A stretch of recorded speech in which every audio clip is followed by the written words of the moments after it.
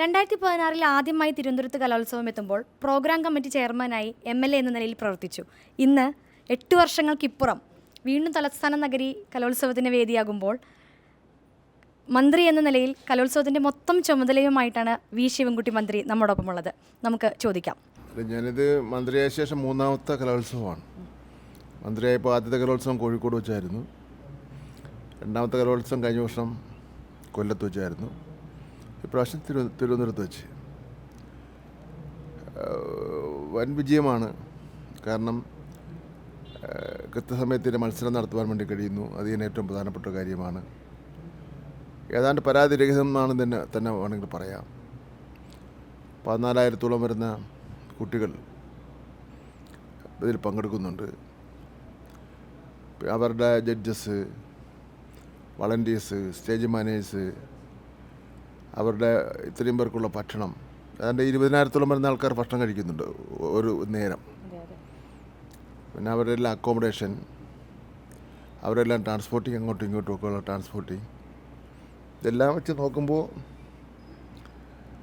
ഇതൊരു കൂട്ടായ്മയുടെ വിജയമാണ്. 19 കമ്മിറ്റികൾ വളരെ സജീവമായി തന്നെ പ്രവർത്തിക്കുന്നു. ഓരോ കമ്മിറ്റിയുടെയും ചെയർമാൻമാർ ജനപ്രതിനിധികളാണ്. കക്ഷി രാഷ്ട്രീയത്തിന് അതീതമായി എല്ലാവരും സഹകരിക്കുന്നു എന്നുള്ളതാണ് ഏറ്റവും പ്രധാനപ്പെട്ട കാര്യം. ഏതെങ്കിലും ഒരു വ്യക്തി മാത്രം വിചാരിച്ചാൽ ഒരിക്കലും ഇതിനെ വിജയിപ്പിച്ച് എടുക്കുന്നതിന് കഴിയില്ല.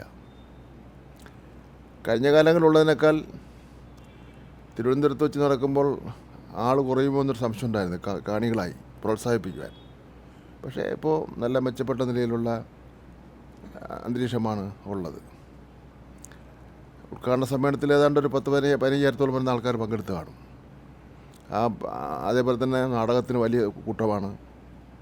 ഇപ്രാവശ്യത്തെ കലോത്സവത്തിൻ്റെ ഒരു പ്രത്യേകത തദ്ദേശീയ കലാരൂപങ്ങൾ കൂടെ ഇതിൽ ഉൾപ്പെട്ടിരിക്കുന്നു എന്നുള്ളതാണ്. അതുകൊണ്ട് തന്നെ ഈ 63ാമത് കലോത്സവം ചരിത്രത്തിൻ്റെ ഭാഗമായി മാറുകയാണ്.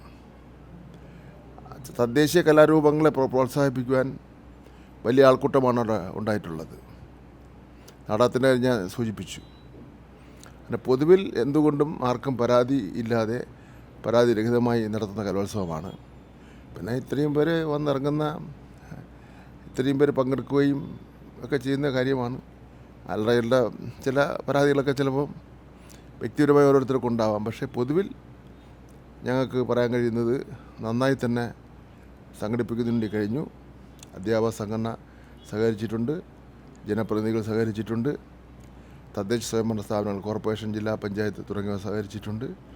എല്ലാവരുടെയും സഹകരണത്തിൻ്റെ ഒരു അത്യുജ്വലമായ വിജയമാണ്. നമുക്ക് ഏഷ്യയിലെ തന്നെ ഏറ്റവും വലിയ കലോത്സവം എന്ന് വിശേഷിപ്പിക്കാവുന്ന ഈ 63ാമത് സ്കൂൾ കലോത്സവം നാളെ വൈകുന്നേരം 5 മണിക്ക് സമാപിക്കുകയാണ്. സമാപന സമ്മേളനമാണ് നാളെ വൈകുന്നേരം 5 മണിക്ക്. ഇപ്പം സ്വന്തം നാട്ടിലെത്തുന്നതിൻ്റെ ഒരു അഭിമാനത്തിനപ്പുറം നമുക്ക് ഇപ്രാവശ്യം എല്ലാം ഓൺലൈനായല്ലോ. ഇപ്പോൾ ഇൻ്റലിജൻസ് ജഡ്ജസ്മാർ ഇതാക്കുന്നു. പിന്നെ സർട്ടിഫിക്കറ്റ് അടക്കമുള്ള സംവിധാനങ്ങൾ വളരെ സുതാര്യമായിട്ട് ഓൺലൈനിലൂടെ നമുക്ക് പങ്കെടുക്കുന്നവർക്ക് ലഭിക്കുന്നു. അപ്പോൾ അത്തരത്തിലേക്കൊക്കെ കുറച്ചും കൂടി അപ്ഡേറ്റഡായി കലോത്സവം എന്നുള്ള അതിന് എങ്ങനെയാണ് വിലയിരുത്തുന്നത്? ജഡ്ജസിൻ്റെ കാര്യത്തിലൊക്കെ കുറച്ചുകൂടെ ജാഗ്രത പുലർത്തിയിട്ടുണ്ട്.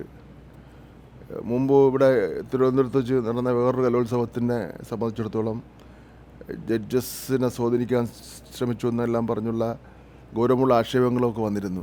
അപ്പം അതുകൊണ്ട് തന്നെ അതൊക്കെ ഒഴിവാക്കുന്നതിന് വേണ്ടിയുള്ള എല്ലാ തരത്തിലുള്ള മുൻകരുതലുകളും ഗവൺമെൻറ് എടുത്തിട്ടുണ്ടായിരുന്നു. ഗവൺമെൻറ് എല്ലാ നിലയിലും പിന്തുണയ്ക്കുന്ന സ്ഥിതിവിശേഷം ഉണ്ട്. പിന്നെ ശാസ്ത്ര സാങ്കേതിക വിദ്യകൾ ഇപ്പോൾ ജീവിതത്തിൻ്റെ നാനാ തുറകളിലും പരീക്ഷിച്ചുകൊണ്ടിരിക്കുന്ന കാലഘട്ടമാണല്ലോ. ഇതിലും നമുക്ക് പ്രയോഗിക്കാൻ കഴിയുന്ന സ്ഥലങ്ങളിലൊക്കെ തന്നെ സാങ്കേതിക വിദ്യയുടെ പ്രയോജനം ലഭിക്കുമാറുള്ള കാര്യങ്ങൾ ചെയ്തിട്ടുണ്ട്.